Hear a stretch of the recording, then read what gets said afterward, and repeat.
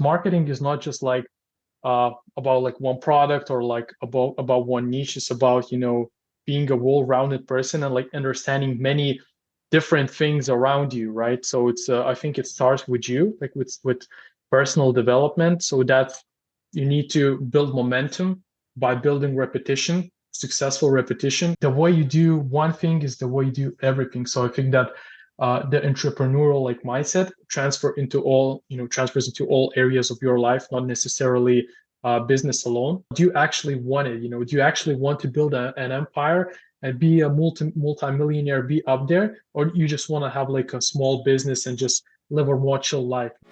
Attention marketers and entrepreneurs, this is Valuetising, the place where we talk about scaling brands worth promoting.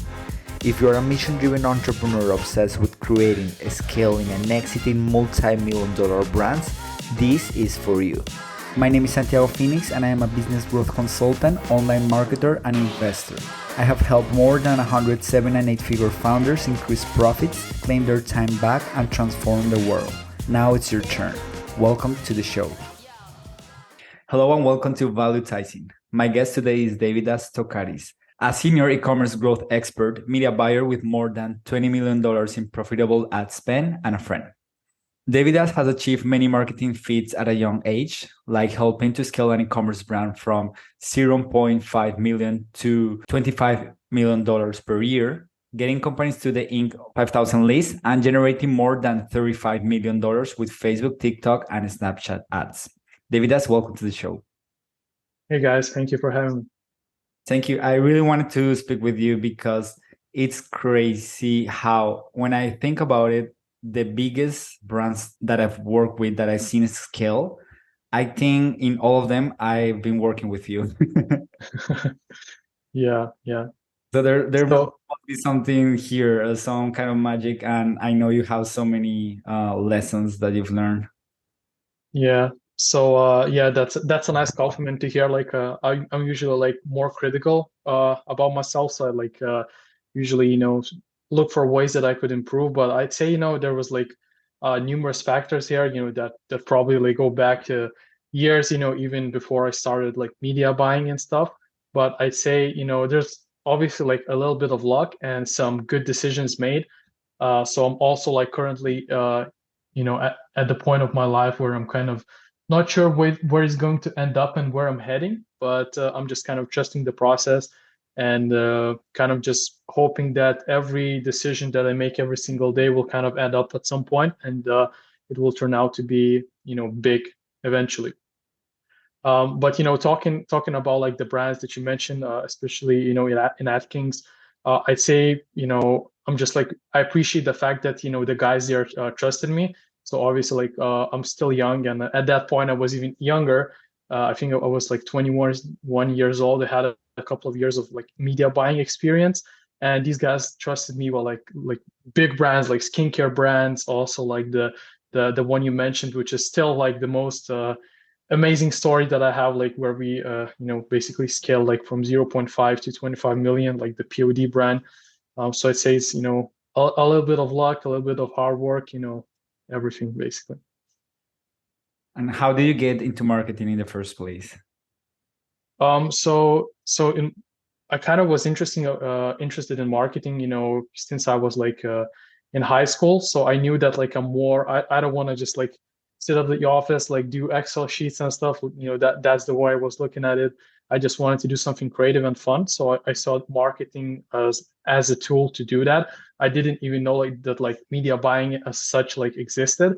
So I remember when I was like 15 or 16 years old, I saw like Ty Lopez ad where he's like he was promoting his social media marketing course for agencies or whatever. So what I did is I kind of I illegally downloaded it. Hopefully, I'm not gonna get into trouble for that. But yeah, but I illegally downloaded the course. I watched it. Like I was kind of watching some courses on YouTube how to do social media marketing. And I clearly remember like I was living in a small town. Right now I'm in the capital of Lithuania, but I was living in a small town with like 30K people. And as soon as I kind of learned a little bit about social media marketing, I went to my favorite local pizza store.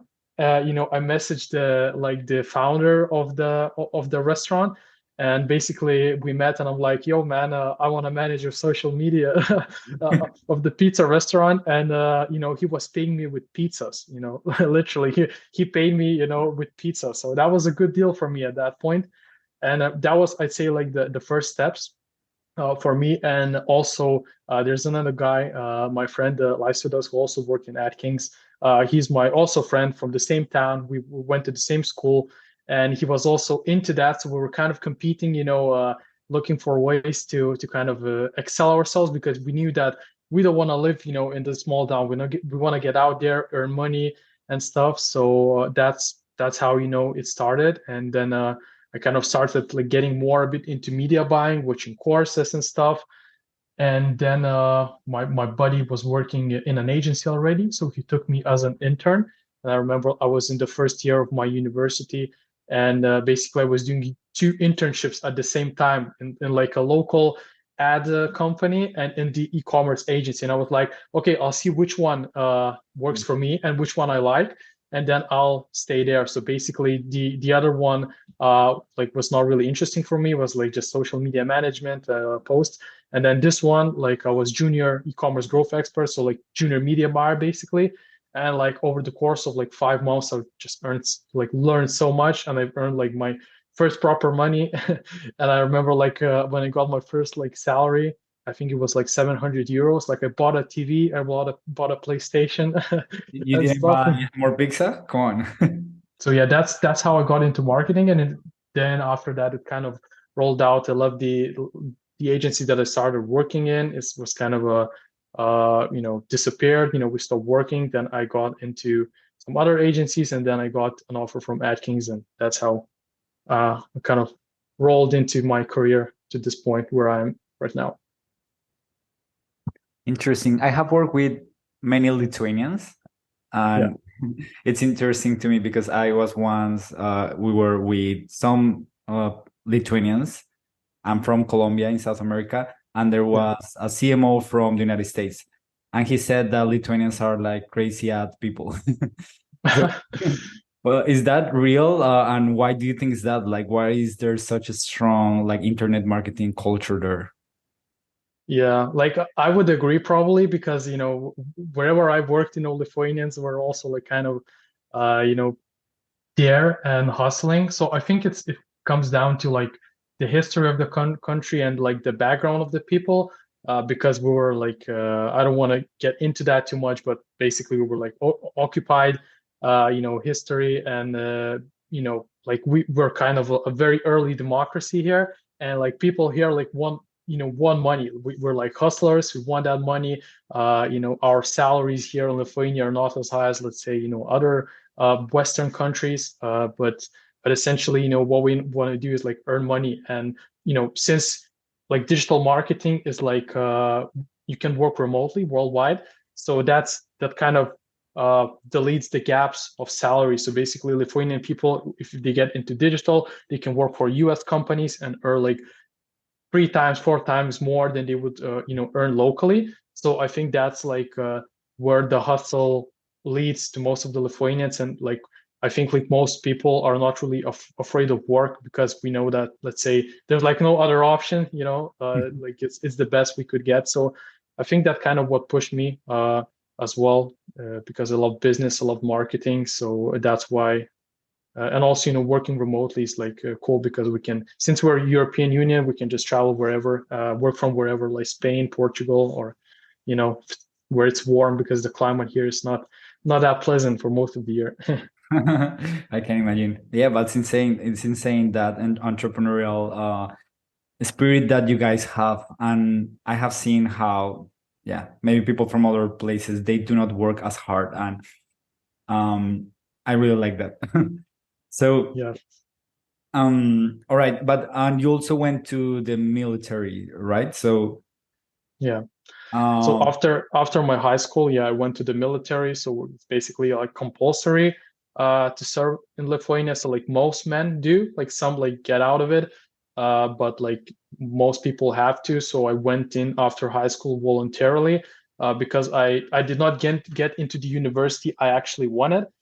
So basically, my only choice was like kind of go into the lower tier university, or go to the military, get like additional points for entry, and then try again. So basically, that's what I did. So I think that's one another, my life experiences that built my character, and I think it was definitely valuable because you have to freeze your ass off, in the forests when it's cold, and you just you become tough mentally. It roughens you up basically. Do you think that helped you to prepare for marketing?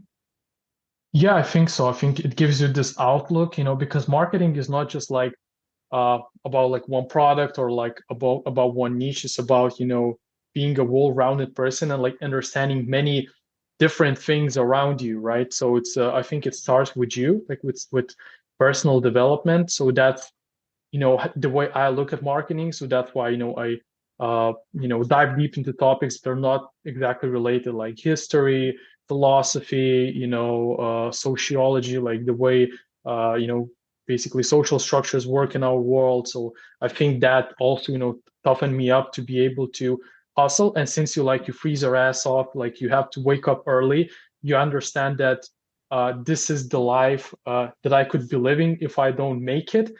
It was a kind of it was the story I told myself. So like, man, I don't want to do that. I don't want to wake up and like freeze my ass off. So I was kind of telling me the story that I have to do it. I have to hustle, even if I'm tired. I don't want to do that. It was like a good driver for me. Like it's not anymore, like because it was a bit long ago, like 5 years ago. But at that point, it worked as a very good driving force. As a fuel for work and achievements. Interesting. I was just reading one of your posts about men and purpose. Yeah. It was very interesting. So do you think, I don't know, because you voluntarily joined the military, do you think Yeah. that might influence that decision? Like you were maybe looking for that for purpose and something like that, like to belong to a group? Yeah. So it probably, yeah, like I'm not like I'm a huge patriot for my country, and I just feel that like that also comes like from my family. Probably like everybody in my family served as well.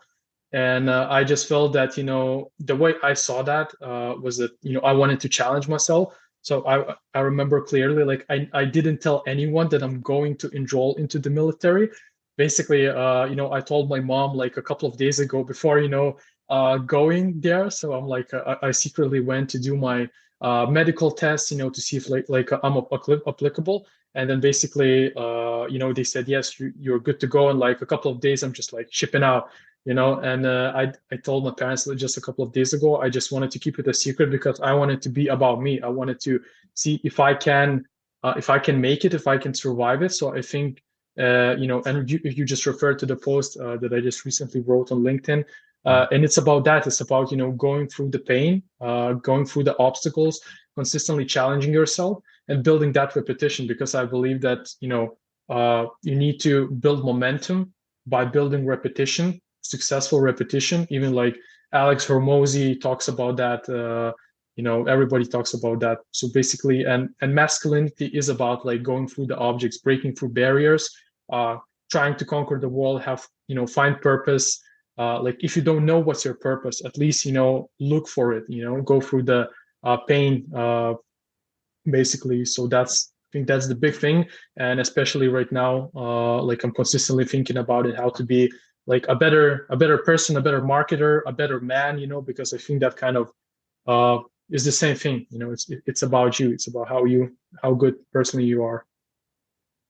I love that. Yeah, and I think that that really impacts marketing too, because I have seen how the companies that make it, especially with something as tough as Facebook ads, are those who have that grit, that when Yeah. things get tough, they just keep looking for a way and they don't give up.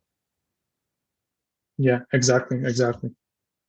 So what are other things that you have seen maybe besides the well, like the things like funnels and tactics like that, but more like on that character traits of those successful entrepreneurs that make it, especially with something as competitive as Facebook ads and e-commerce? Yeah, so I say it's the main thing is like being humble and being open, because I've seen like many people, and I was there myself. When you, especially when you're young, like let's say when I was like a junior media buyer and just became a senior media buyer, you start thinking that you know shit. Like you think that, wow, I'm good. Like you have a couple of successful case studies maybe, and then you start thinking that, wow, I can do it. Like you become basically, you build a bit of an ego, and I think that's something that kind of can kill the business. There's even like a saying, a one bad hire can basically cost you, quite a lot. So just like fire slow, fire fast. So, I believe, that one bad person can definitely impact the organization, and I've seen it. So yeah, I would say, being humble, staying open, just like, constantly be hungry for learning.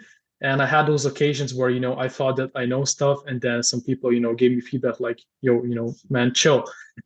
And basically you have to be able to take that feedback in order, to make adjustments.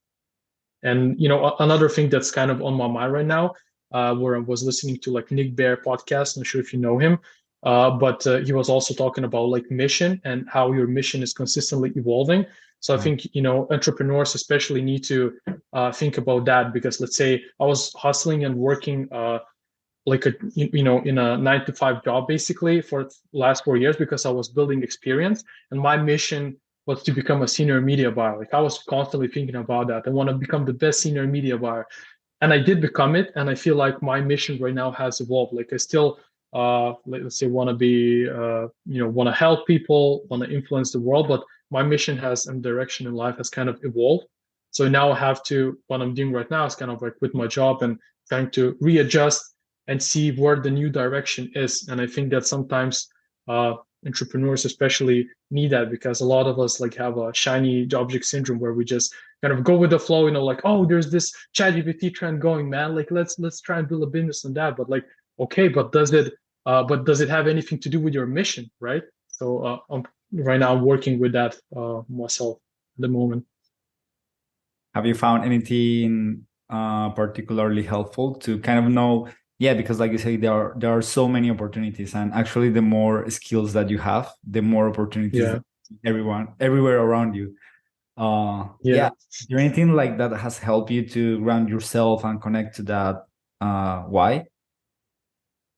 So I'm working on that at the moment. So it's getting like clearer and clearer every single day. But I say like I made myself like a personal OKR like for this quarter, like by the end of the summer, to just rest and chill. So like I'm trying to say no to as many things as possible, especially things that like are not congruent with my mission and my purpose.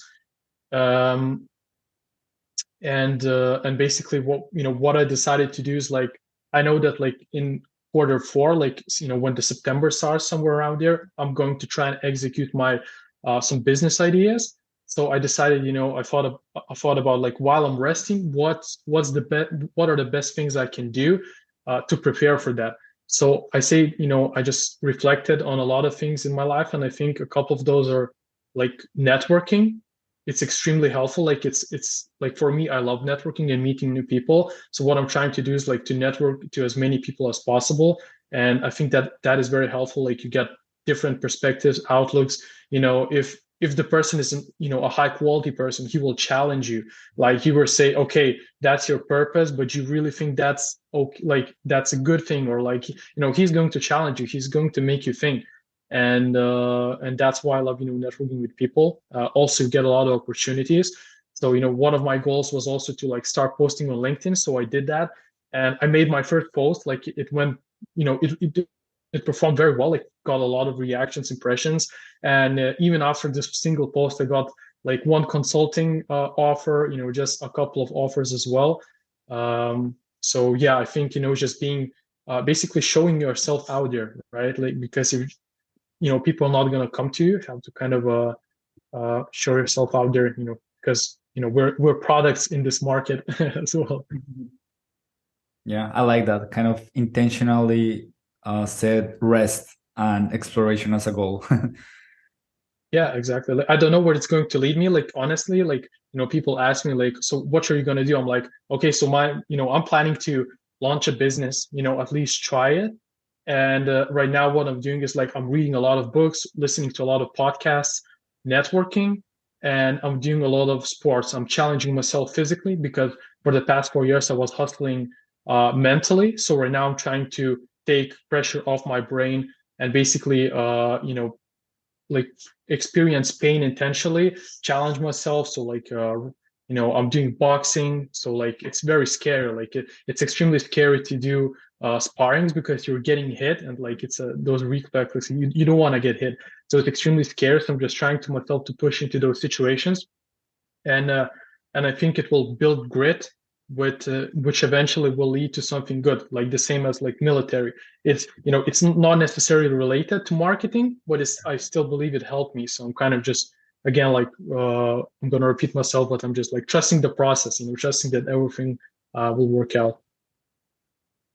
Yeah, kind of thinking it's more about building your character than Yeah. always being focused on the same thing over and over and over. Exactly. Yeah. So I think that, a lot of people are saying that, until your 30s, you should like invest in yourself as much as possible. So that's, what I'm trying to do. I know that, I can get a job any time. But, I just felt like I needed to make this move and, yeah, kind of investing in myself, at this point, gathering myself, just, kind of preparing for climbing another mountain, so to speak. Yeah, wow. I like that. Thanks. Yeah, because I think one of the values that we share is that constant drive, constant search for growth, personal Yeah. growth, career growth, business growth, and that's really key. Like, you are probably one of the best media buyers that I know, and I think I have also done well as a copywriter, and I think these are the things that are behind that.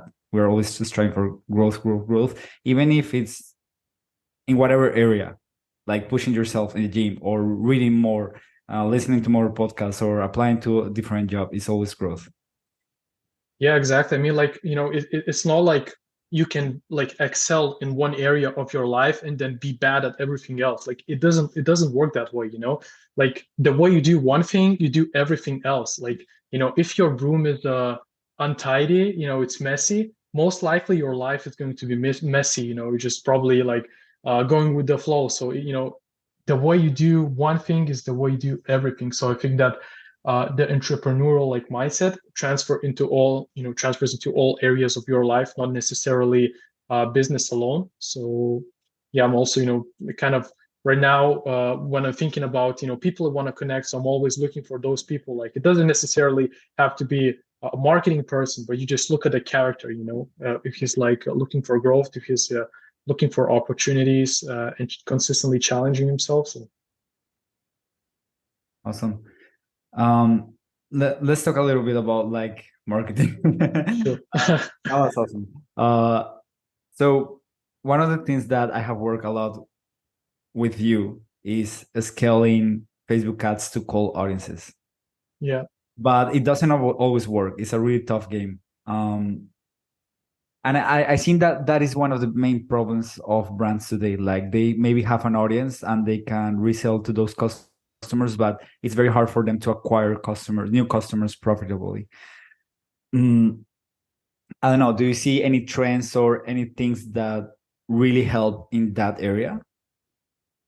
Um, well, it's a very broad topic. Like, it depends the way you look at it, because there's like the way I look at it is there's like a media buying stuff, like front end marketing, stuff you can do through front end marketing. So basically, media buying strategies, creatives, maybe funnels, etc.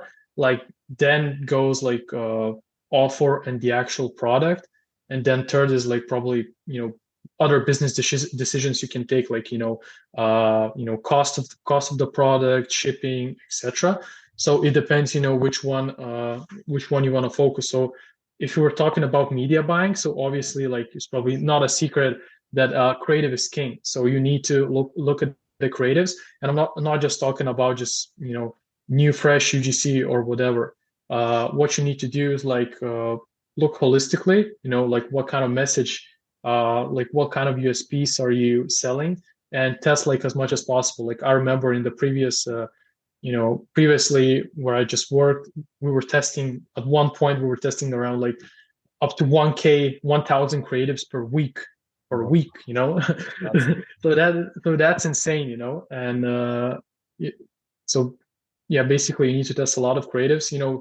Usually what works is like you don't need to like reinvent the wheel.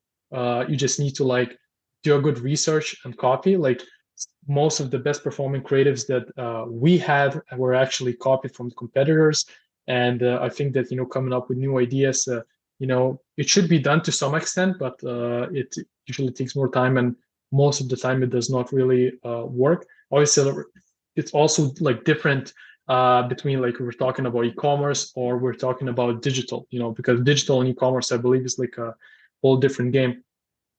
But then again, like if you want to get more customers, what you need to do is launch a lot of new products. So you kind of need to have like a dropshipper approach, where you're just kind of testing a lot of new products. Maybe if you're selling you're in e-commerce, you need to try and upsell digital product, right? Because it's like it has almost zero costs, and it's easy, it's scalable. Because right now I'm seeing those like hybrid models where people sell some physical product. Maybe they give it away for free, like, get a book for free, just pay for shipping. And then, you have this person in your email list and you kind of upsell through email, which is like a free channel for you. So, yeah. So I yeah. guess, So it's creativity everywhere. Not originality, but creativity, which I think is different.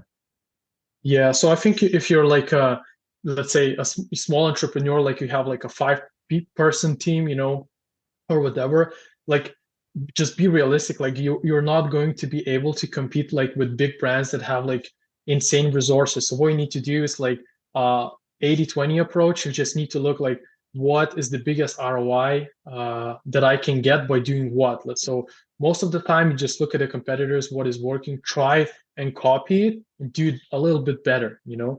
You'll take some market share. Or like if you're planning to launch a new product, what you need to do is like look for trends. Try to be the first one out there. So let's say, for example, like the ChatGPT trend, right? So like this one particular client that we both worked with, had quite decent success with that just by catching the trend at the right moment, just being in the right place at the right moment. So sometimes what you need to do is like keep testing, and you might not find the winning product for a year, for a two, but then something clicks, and all the preparation that you've done, you will be able to scale. And I've seen that multiple times. When you start a business or you launch some projects, you expect that this will work, but actually the opposite works. And it's sometimes it's like funny how life uh how it comes down. And yeah, do you have a way to maybe know when you need to pivot pivot your approach versus just keep testing in something?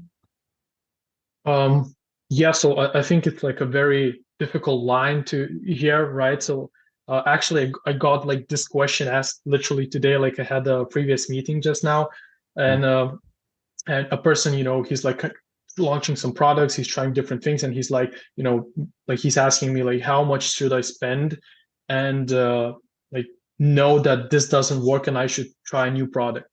So like my answer was like, you know, around like 500 to 1K, let's say. So my approach is like test fast and kill fast. So basically you just you never actually develop a product, you always pre-test a product so that you wouldn't use all of your resources and invest your money. So you pre-test a product and see if it actually works before developing, if it's a digital app or whatever. So what you do is you just build like an MVP website or whatever, test the product, spend some money, look if it gets any traction. So look for the like secondary metrics. What are the clicks looking like? What is the traction? What are the CPMs? Like what is the auction competition? Talking about like media channels, for example, like Facebook, spend some money, spend like a couple of hundred and see like if you're getting any sales or if it's showing any promise. If you're seeing some promise, but it's not where you want to be, what you need to do is you need to iterate. So basically iteration process, like look at the feedback you get. Let's say if it's a quiz funnel, you look at the quiz funnel answers and you kind of pivot your angle and copy there. You test it again, you see if it improves. If it doesn't, then you decide if you want to go back and test more creatives. But if you see that it doesn't work after a couple of iterations, just kill it and just go for another idea. Just like you should as objective as possible and not be emotionally invested in your product in the beginning. If you see if you see that it works and you see that it has a potential to become like a brand, you can build a community on there. You can go through the lifetime value approach so that people would come back and you could release new products to sell to them. Then you start investing more. But in the beginning, you can just scale your ecom project to 1 million just with like simple landing page and Facebook ads. So it's pretty easy to do that. Yeah, it's almost like you're a trader or an investor, like making a lot Yeah. of and seeing what works with the trend and then just riding that trend. Yeah, exactly. Like trading and media buying is pretty similar, actually. I also thought about that. Yeah, and the mindset too, right? Like not fall for greediness or fear. Yeah, yeah, and that's why, like, just touched a good topic. That's why you need to be mentally tough, because Yeah. sometimes you need to, um, go 1,000 feet in the air and just look like the big picture, right? So not get caught up, on a daily decision. So that's why you need to be emotionally tough as well. Yeah, to keep those nerves of steel. Yeah, yeah. I mean, like it's definitely stressful. Like I didn't really have a business myself, but I talk with multiple business owners, and they're always like, "Do you really want that?" Because you're not gonna have a life, And I also like hustled for the last 4 years, and experienced a lot of stress and stuff, and like it ain't fun. Like you have to be emotionally tough and ready to be show up every day, basically. Awesome. I like you have you have a creative, you have a process to test creatives that I have not seen anywhere else. Can you explain a little bit about how that works? Because it's like a machine. It's like you have different. Well, I'll let you explain, but it's I have never seen that because most people are always trying to reinvent the wheel. Um, Yeah, so like as I mentioned, before, so I believe that you should take what's like the lowest hanging fruit and just try like copy your competitors and just try to do a little bit better. So basically, most of the way I approach it, like I usually recommend doing like 80% of variations and like around 20% of unique creatives. And that by variations, I mean like squeezing everything you got from your creative, just like testing all possible headlines, testing all possible, like, I don't know, all possible variables, just to squeeze everything out of creative because it's like, if you know that a creative works, you know that the variation has the highest chance of success, right? So you should just focus your attention there. And 20% you should leave to like some new ideas, but you should still always look at the market, what is working, right? Because let's say we previously produced quite a lot of creatives and spent a lot of resources, but a lot of them like did not really work because we did not look at the trends, what's trending. Like there's a good thing, for example, if you're doing videos for Facebook or TikTok, there are TikTok trends where basically TikTok sends you a PDF of all the trends every single week. So you have free ideas there. Basically, you download the PDF, you look at the most trending videos, you look at the most trending soundtracks, everything. Like everything is provided to you. Just like use those soundtracks, use the like watch those and copy the most trending videos on TikTok, and you'll have the biggest chance of success. Instead of reinventing the wheel. But obviously, that also has a downside because if you're copying someone else, it means you're not the first one. It means that even if you find this creative working, it's not going to be as good as the competitors. So probably still will be behind competitors. So it's like a very weird line here, basically. But yeah, my approach is just to test as much and as fast as possible, and focus on what's winning. Yeah, and it's like you break down all the parts of an ad. So an ad has the image, the headline, the preview text, the body copy, and then you creating variations across all that. So varying the first line, varying Yeah. the headline, on the image itself, varying different things. So you basically enough with just a few tweaks, you have like 100 variations. And Exactly. Yeah. I don't know if you learned this at Atkins, but I haven't seen that in other agencies, and I think it's pretty cool. Like it's definitely part of the success. Yeah, so I think it's it was very beneficial that I work with e-commerce in Atkins and I work with digital products because now I have the best of both worlds. Because as I mentioned, it definitely differs. Like the game is totally different, and I have like the best of both worlds, and I can kind of merge them. I know what I can bring some e-commerce stuff to digital and digital stuff to e-commerce, but I learned this one specifically working with digital because. Uh, with digital products, usually static images work much better, and it's much easier to produce static images than videos. Like it's very easy. You can even use like AI variation generator at this point, right? And when you have, as you mentioned, like you have like 3 or 4 main building blocks of a static image. So usually it's like a photo, a headline, the body copy, call to action, okay, and maybe then like the color. So okay, like maybe 5 variables. So now you have to be like scientific and just kind of you have 5 variables. So which I'm going to test. So let's say you have a winner. So usually I would start by testing either the headline or the pictures. So first, let's say we test the headline. At 10 headlines, we see that one is performing best. Then with this headline, we test like 10 images. We see that the combination of those, the headline of the image works better. So then you can test the body copy. So like as you just mentioned, like that alone is like 100 variations already. And it's so much easier to produce static images, and that also applies with videos. There's like also like 4 or 5 building blocks of videos, like the hook, the USPs, the testimonials and stuff. So yeah. Amazing. Yeah, like a scientist there. Yeah. I don't know how you keep track of all these things, like with so many Yeah, variables. so it becomes difficult, that's where let's say, if you want to scale TikTok, you have to build a system where you're able to track, um, let's say, video variations, how you do it, like which variables are you variating.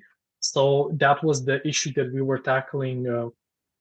I was tackling and helping out, previously, and because our goal was to basically scale TikTok, and we tried to do that, and we were kind of were semi-successful, and we did a lot of consulting as well. So I'd say that that's where it becomes complex when you do it at a high scale, like how not to get lost. Like the naming conventions are very important. Like where do you store all the information, all the creatives, etc. So we need to build like a well-oiled machine for that.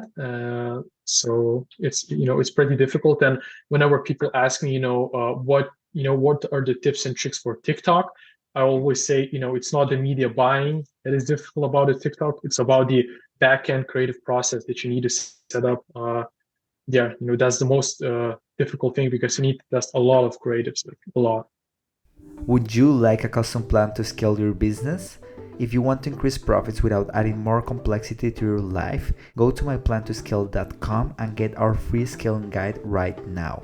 It will help you get clear on your business and life goals, ensure your business is optimized for growth, and simplify your schedule so you can focus on what truly matters: making more money while enjoying life and changing the world. Now, back to the show. Extensive experience that you had across different industries. If you were going to start a business today, what kind of business would you start? What type of business I would start? Business, yeah, because you have experience digital e-commerce consulting too. Yeah. Yeah, that's a good question. I also thought about that. So I'd say, there are, at least for me, there are like quite a lot of options. So the easiest one will be launching a digital product because it's pretty easy. It's scalable. There are no like cogs, only like developers team or whatever. So it's pretty easy also to have like experience. And I see that, you can like with a semi good product, you can reach a certain scale. All you need is like creatives, some, an idea basically, and that's it. But I don't feel like digital products are very sustainable. It's very difficult to build a brand of them.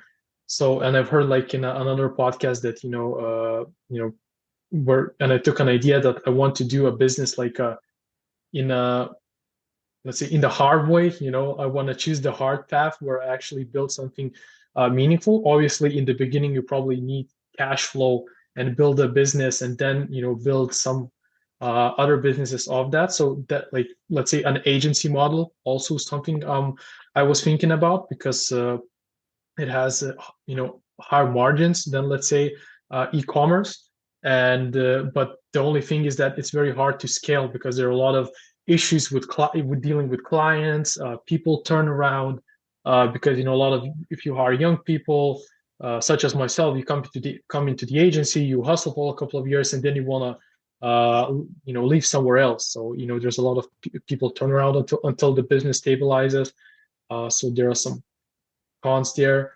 But you can use the same talent to build other businesses of the agency as well. So that's another thing to talk about. Then there's e-commerce. So I personally missed e-commerce when I was working with digital products because e-commerce, like you can touch it, you can touch the product. It seems more legit, like a more real thing. You see that people benefit. Obviously, people benefit from digital products as well, but I feel that it's more meaningful, more real. But it poses other problems. So let's say right now there are like supply chain issues all across the world. So you have to deal with that. Especially it's difficult in the beginning. Get those first orders. When you have to have like an upfront investment where let's say with digital you don't need as much. And then there's like other businesses, like as you mentioned, like consulting, freelancing, just building like a small team. So I'm also like thinking about that, and I think that like a person that I recently met like posed a very good question for me. Like I said, we were talking about business, and I said, I left my job, I'm planning to do business, and he's like, he's in the process of building his second business or even third, and he's like, do you actually want it? Because like he asked me that question, and he said like there's a lot of stress here and stuff. Do you actually want it? Do you actually want to build an empire and be a multi-millionaire, be up there, or you just want to have like a small business and just live a more chill life? So he asked me what do I want, and I'm like, okay, so that's a legit question. And like some entrepreneurs, like such as myself, I think that I want to conquer the world, but do I actually want that? Like, do I want all the stress and responsibilities for that? So yeah, so a lot of options, and I'm thinking about actually, and that again comes back to your mission. Like, what is your mission? Because business and a product and a media buying is just like a tool to reach your personal mission. So yeah. That's a good answer. Yeah. Yeah, I think that's very valid to ask yourself, do you, because we I think we all think we need to be Alex Hormozy. Exactly. Yeah. But not necessarily. Like I think he's talking about this. He was so miserable for so many years, and he even says like I still have worries. I still like my life is not perfect. So at the end of the day, those things like being rich won't make you necessarily happier, right? Yeah, exactly. So it's all about what you want to achieve in the end, which is a difficult question, right? But as I mentioned, like your mission consistently evolves, and like for me myself right now, I'm thinking about like what exactly I want to build. Like, do I want an empire or like a small business that can generate me and make me financial free, and etc. Yeah. Well, what do you think led to burnout? Um, so I'm kind of trying to reflect on that myself right now. I'd say one of the things is probably like not having enough knowledge to take care of myself. So like, the first thing I always use, like, take ownership for what happened. So obviously maybe there are like outside factors, that resulted in that, but always look at the decisions I make. So I believe, like, I started working just before COVID, and the COVID hit, and like for 2 years I wasn't even working out. Like, I was rarely working out, and some decisions that led there. So let's say uh, not having like active recovery. I think that's very important after stress, because we're mental athletes, right? Like, if you're working with your brain, like with a computer, and you're earning money, so basically you're a mental athlete. Your brain is what is making you money, right? And you need to reinvest in that, like, recovery, because after each workout you have to do a cool down stretch. So that's the same goes here. So if you're not really investing into that, it's gonna eventually hit you. So I think the consequences kind of hit me. So hopefully, I'm going to recover. But as I wrote in my LinkedIn post, like, I went to the uh, psychotherapist, and basically what she did, she told me, like, she asked me, like, how many years did you work now? Like, I'm like, 4, and she's like, okay, so it might take you six or 8 years, to actually full recover, and your psyche to go back to the normal That's as it was. I'm like, 6, 8? Like, are you kidding me? right. Like, damn. And then I thought about, like, about the consequences, because let's say if you hustle for 10 years, and it's even much longer. Uh, so Insane. yeah, right now my goal is to kind of build a lifestyle where I'm like happy, and they'll build some work onto that. But obviously, if you're starting a business or doing something great, challenging yourself, it is inevitable that you will have stress. But it's important to have those periods where you're not hustling 110%. So Mm. Just the last question, because this caught my interest. So, how do you actively rest the mind? so what I started like do is, like, in the mornings I do breath work. Like, I did that previously, but I was not like consistent with it. Now I found that it's really helpful for me. I just like love it. It's like a free dopamine shot in the morning, let's say, then cold shower. So I think that just like consciously inflicting uncomfortable things on me. So let's say a cold shower, right? Like, you don't want to do a cold shower, but you do it. And when you're in a cold shower, like, you are in the present moment. So you go out, like, when you're cold, you don't think about, like, about the upcoming meeting or what's gonna be tomorrow. You're thinking about now how to survive. So I'm just kind of trying to put myself into those situations to kind of actively recover. So I think it has a lot to do about physical, activities. So, I'm just as I mentioned, like boxing. Like, if you're sparring with another person, you're not thinking about the meeting tomorrow. You're thinking how to survive and how not to get hit. So I think those situations are very helpful when you put yourself, where you must be present 100%. Where it's like dangerous. Also gives you like pain reward ratio. I think that's very important, because since now we have all this access to social media, like, we easily can get the reward without getting any pain. And I think that kind of, uh, you know, fucks our brains up, basically. So you need that, process of reaching and getting a reward. So yeah. Love that. That was super interesting. Thank you so much. Where can people know more about your journey, about your experience, all these things?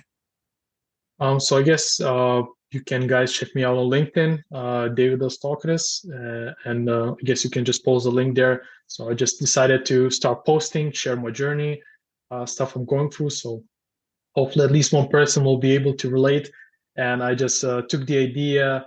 from another podcast where where the guy was like is documenting his journey for 10 years. He built like a brand, and he was saying that you should the best decision he made was share his vulnerability. So basically, that's what I'm trying to do here, like show that uh, you know what I'm going through, and maybe at least if one person relates, I'll be happy with that. Amazing. Thank you so much, Davidas. Okay, thank you.